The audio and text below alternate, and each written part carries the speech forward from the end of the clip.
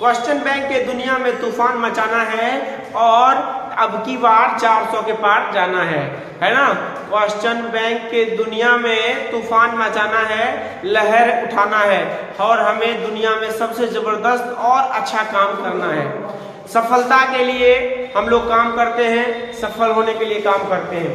आज हम लोग तूफान मचाएंगे क्वेश्चन बैंक के ऊपर, और क्वेश्चन बैंक हमारा आज जबरदस्त तरीके से आपको चैप्टर वाइज 4 चैप्टर का होने वाला है। How free is the press, the earth, India through a travellers eyes और हमारा प्रपोजल। दिल की तमन्ना में डूब जाओ और आज सूरज सर के साथ अपने किताबों में खूब मनमोह करके आगे बढ़ जाओ। चलिए आगे बढ़ते हैं। सबसे पहला चैप्टर आपको है how free is the press. How free is the press है आपका पहला चैप्टर, और उसमें आपको समझना पड़ेगा एक तरीके से, किस तरीके से एक एक क्वेश्चन के बारे में। पहला क्वेश्चन है आपको when we speak of the freedom of the press we usually mean freedom in the day sense। अब हम लोग बात करते हैं जब मीडिया की आजादी के बारे में, मीडिया के बारे में बात करते हैं, क्योंकि ये चैप्टर जो है how free is the press का मतलब है कि मीडिया किस तरीके से रिएक्ट करता है ना, मीडिया का क्या सोच है, इसके मीडिया किस तरीके से काम करता है। तो मीडिया किस तरीके से काम करता है, इस पे हम लोग को काम करना है, और मीडिया के ही लिए हम लोग ये चैप्टर में बात करेंगे। प्रेस के ऊपर काम करेंगे। रोज शाम को 7 बजे लाइव क्लास में हम आपके साथ आएंगे और जबरदस्त तरीके से शॉर्ट क्वेश्चन, लॉन्ग क्वेश्चन जो भी है वो हम क्लियर करेंगे। ठीक है बच्चा, अब आगे पढ़ेंगे और जानने की कोशिश करेंगे क्वेश्चन बैंक के ऊपर। दोस्तों के साथ शेयर कर दो। जो भी दोस्त इस बार है एग्जाम दे रहे हैं, नहीं दे रहे हैं, उसके लिए जबरदस्त वीडियो है, शेयर करो, तूफान मचाओ और दिल में एकदम सी खलबली मचा दो। तो पहला क्वेश्चन का आंसर हो जाएगा टेक्निकल, आपके सामने में है। जब भी हम लोग बात करते हैं यहाँ पर तो टेक्निकल के बारे में बात कर रहे हैं। Advertisers contribute to the death of the newspapers. Advertisers contribute, advertiser आप एडवर्टाइजमेंट के बारे में बात करते हैं, प्रचार प्रसार के बारे में बात करते हैं, तो वो क्या हमारे लिए जनरेट करता है। एक न्यूज़पेपर के लिए सबसे महत्वपूर्ण चीज है एडवर्टाइजमेंट। अगर एडवर्टाइजमेंट नहीं होगा तो न्यूज़पेपर कहां से चलेगा भैया, है ना। कितना पेज का न्यूज़पेपर रहता है, आपको नॉर्मल से रेट में दिया जाता है, तो एडवर्टाइजमेंट बड़ा ही जरूरी है। तो उसके लिए हम लोग रेवेन्यू कलेक्ट करता है। एडवर्टाइजर हम लोगों के लिए क्या करता है, रेवेन्यू कलेक्ट करता है। रेवेन्यू के ऊपर काम करते हैं और रेवेन्यू किस तरीके से वो देता है तो हमारा न्यूज़पेपर सही तरीके से चलता है। 2 नंबर का आंसर हो जाएगा रेवेन्यू, एकदम याद हो जाएगा, याद करते रह जाइए। अभी हमारे पास है तीसरा नंबर, है ना। तीसरा नंबर क्वेश्चन है every dash live in a perpetual precarious stage. अभी देखिए न्यूज़पेपर के बारे में यहाँ पे चर्चा हो रहा है। ये 3 नंबर का आंसर आपका हो जाएगा सी नंबर आंसर। 3 का आंसर है आपको सी नंबर। एक एक क्वेश्चन को समझिए और एक एक हर न्यूज़पेपर के लिए, है ना, हर न्यूज़पेपर के लिए एडवर्टाइजर जरूरी होता है, एडवर्टाइजमेंट जरूरी होता है। How free is the press में हमने आपको पढ़ाया था कि न्यूज़पेपर का 2 रेवेन्यू होता है, न्यूज़पेपर का इनकम का 2 सोर्स होता है, एगो एडवर्टाइजमेंट, एगो वेल्थ ऑफ ऑनर, है ना। तो आपको समझना पड़ेगा। इस चैप्टर के लेखक का नाम बताइए, how free is the press के लेखक का नाम बताया जाए तो याद बताइए, थोड़ा दिमाग लगाइए और थोड़ा सा अच्छे से समझने की कोशिश कीजिए जितना। तो ये चीज आपके सामने है। और इसका देखिए, अगर लॉन्ग क्वेश्चन के ऊपर बात करें तो आपको देख सकते हैं शॉर्ट और लॉन्ग क्वेश्चन में भी आपको बताया गया। और are there restriction on press in time of war. युद्ध के समय में बात किया जा रहा है, जो क्या रेस्ट्रिक्शन था न्यूज़पेपर में, किस तरीके से बात था, ये सारा चीज का चर्चा उल्लेख किया गया है। समरी भी पूछा गया है 2011, 15, 17 और 20 में। तो ये चीज आपके सामने प्रकट है और आपको अच्छे से समझना पड़ेगा और अच्छे से इसके बारे में आपको जानना अति आवश्यक है। अब हम लोग बात करेंगे दी अर्थ चैप्टर के ऊपर। How free is the press का भी हम क्वेश्चन बैंक कर रहे हैं। इसके बाद मॉडल पेपर पढ़ाना शुरू करेंगे ऑनलाइन। शाम के 7 बजे कहीं भी रहिए, नमक रोटी खाइए, फिर भी स्कूल जाइए, एकदम से दिल में तूफान मचाइए। क्या मजा हो जीने में जब तकलीफ ना हो सीने में, क्या मजा हो जीने में जब तकलीफ ना हो सीने में, और क्या मजा है मार्क्स लाने में जब मार्क्स ना हो 400 के ऊपर हमारे पास, है ना। तो 400 के ऊपर लाने के लिए थोड़ा पढ़ना पड़ता है, गप देने से तो नहीं होगा। रोज शाम में पढ़िए और आगे बढ़िए। दी अर्थ चैप्टर के लेखक का नाम बहुत अच्छे से आप लोग को पता है, H.G. बेट्स नाम है, बहुत फेमस है ये चैप्टर, बहुत ही खूबसूरत है ये चैप्टर है। इसमें बहुत ही जबरदस्त मजा भी आया था हम लोग को। इसके बारे में एक बेंजी नाम का लड़का है ना, आदमी है बेंजी, उसके पिताजी है जॉनसन, है ना, और एक लड़की है, आपको पता ही है सबको। बेंजी की वाइफ का नाम क्या है? फ्लोरेंस। वो मोटी सी, थोड़ी सी काली सी, बड़ी खूबसूरत सी लड़की थी फ्लोरेंस। कितनी प्यारी सी, कितनी खूबसूरत सी लड़की थी फ्लोरेंस, उसके बारे में चर्चा किया गया है। बेंजी दिमाग से थोड़ा ढीला लड़का था, थोड़ा कम समझता था, है ना। उसको बोलते रे इधर आओ, इधर आओ, इधर आओ ना रे, वो सुनता ही नहीं था। तो एक बार की बात है, जब उसके पिताजी डॉक्टर के पास लेके गए थे, डॉक्टर के पास जैसे ही लेके गए थे, तो डॉक्टर के पास लेके गए थे तो डॉक्टर ने सजेशन दिया कि इसको एक काम करो, कुछ इसको काम लगाओ, काम धंधा लगाओ इसको, ठीक ना। तो उसके पिताजी क्या किए, उसको जो है ना, उनके पिताजी क्या किए, तो उनको काम धंधा लगा दिया। काम बोला कि इसको कुछ खेलने कूदने का काम दो जिससे इसका फायदा होगा। खेलने का काम क्या दिया, तो मुर्गी पालने के लिए दे दिया। बोला मुर्गी पालने के लिए इसको लगाओ, ये लड़का मुर्गी पालेगा ना तो बड़ा अच्छा हो जाएगा, है ना, मतलब दिमाग विकसित हो जाएगा। बिजनेस भी शुरू किया था, मुर्गी के ऊपर बिजनेस शुरू किया था। अब पहला क्वेश्चन देखिए क्या आता है।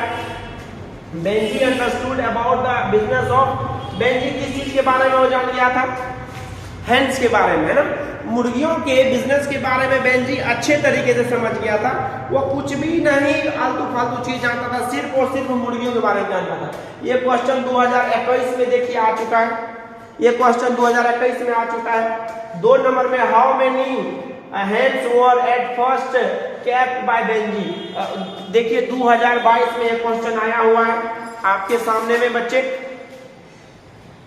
दिल के सच्चे, आपके तमन्ना और आपके मेहनत से जबरदस्त आपका रिजल्ट होने वाला है। खूब एकदम मस्ती से पढ़िए और आगे बढ़िए, हमारी आपके लिए शुभकामना है। एग्जाम के दिन तक प्लीज रोज शाम में 7 बजे कहीं भी रहिए, कॉपी कलम लेके बैठ जाइए और हम आपको एक एक से short question, long question, summary, ऐसे, मॉडल सेट, किताब का, ग्रामर का एक एक पहलू का दिल धड़काने वाला वीडियो लेके आएगा। दिल धड़कता है, धड़कने दो, थोड़ी देर और थम जाओ। दिल धड़कता है, धड़कने दो, थोड़ी देर और थम जाओ। किताब को उल्टा लो और पूरी दुनिया में इतिहास बना डालो, है ना। तो थोड़ा सा इतिहास बदलने के लिए काम करना पड़ता है, मेहनत करना पड़ता है, थोड़ा अपने आप में जो है कि आगे बढ़ना पड़ता है। आप समझिए इस चीज में और जानने की कोशिश कीजिए कितना जबरदस्त तरीके से है और जो है कि किस तरीके का ये है आपको। अगर आप जो है कि किस आगे हम लोग पढ़ेंगे इसमें। आप 2 नंबर में शुरू में कितना मुर्गियों का उन्होंने काम किया था, तो अबाउट अ दर्जन, 1 दर्जन मुर्गी इसमें लिया गया था। 1 दर्जन मुर्गी के बारे में बात किया गया था। यहाँ पे 1 दर्जन मुर्गी यहाँ पे शुरू किया था। अबाउट 2 दर्जन, अबाउट ए डजन, तो 2 नंबर का आंसर हो जाएगा। 1 नंबर आपका अबाउट ए डजन।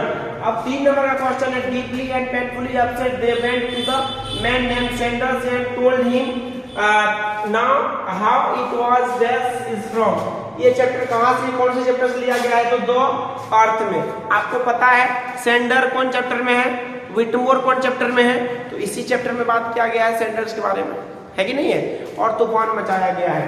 तो हम लोग दी अर्थ के बारे में पढ़े हैं, याद भी हो गया आपको, है ना। बेंजी किस चीज के बारे में समझ गया था, मुर्गा के बारे में, हेंस के बारे में। शुरू के दिनों में कितना मुर्गियों से शुरू किया था, दर्जन मुर्गी से, और ये लाइन किया गया है इसमें से। और इस चैप्टर का देखो समरी भी पूछा जा चुका है कई बार, तो थोड़ा दिमाग लगाइए और पढ़ने की कोशिश कीजिए। निश्चित रूप से हम लोग जबरदस्त तरीके से तैयारी इसका जो है क्लियर करेंगे और आपका अच्छा से अच्छा रिजल्ट के ऊपर काम करेंगे। अगला चैप्टर है India through a travellers eyes. India through a travellers eyes. India through a travellers eyes. India was a part of the background of my family. ये देखो इस चैप्टर में बहुत ही जबरदस्त है। इस चैप्टर में क्या बात किया गया है कि India was a part of the background of, तो इसमें कहाँ थे, किसने बोला था? पॉल एस बक अपने लाइफ में बताया गया था कि इंडिया थ्रू अ ट्रेवलर्स आई, जो ये किसके बारे में चर्चा किया है, कौन चर्चा किया है? तो इसमें आप समझ लो India was a part of the background of my life. तो इसमें बात किया गया है Paul S Buck. Paul S Buck लेखिका है, इसके बारे में बात किया गया है। अब आगे बच्चा देखिए, Paul S Buck is an dash writer. Paul S Buck कहाँ के लेखिका है ना? अमेरिकन है, इंडियन है, ईरानियन है। तो आपको ये कहाँ का है? अमेरिकन है, ये लेखिका है, अमेरिका की लेखिका है। अमेरिका के बारे में बात किया गया है। और उसके बाद वो इंडिया आई, इंडिया घूमने के लिए, और डॉक्टर के कहने पर, डॉक्टर उसके फैमिली डॉक्टर थे वहां पे जो कि इंडियन ही थे। द बुक, ये किताब लिखी थी come my beloved has been background. इन्होंने इंडिया के ऊपर बात किया था, है ना? Come my beloved has dash background. तो इंडिया के ऊपर इन्होंने बात किया था और इंडिया के बारे में इन्होंने चर्चा किया था। शायद से अगर आप दिमाग थोड़ा सा अगर लगा लें तो हमको लगता है कि जबरदस्त तरीके से आप इसको कर सकते हैं। आप देख रहे हो यहाँ पे शॉर्ट क्वेश्चन, लॉन्ग क्वेश्चन भी है।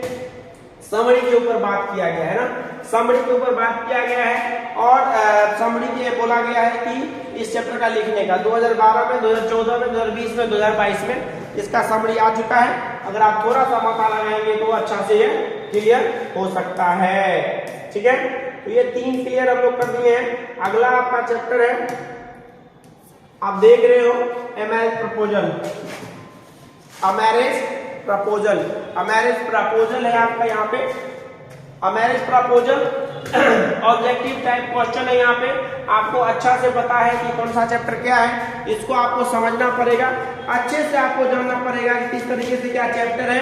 ए मैरिज प्रपोजल के ऊपर बात किया गया है कि ये मैरिज प्रपोजल क्या है, किस तरीके से काम कर रहा है।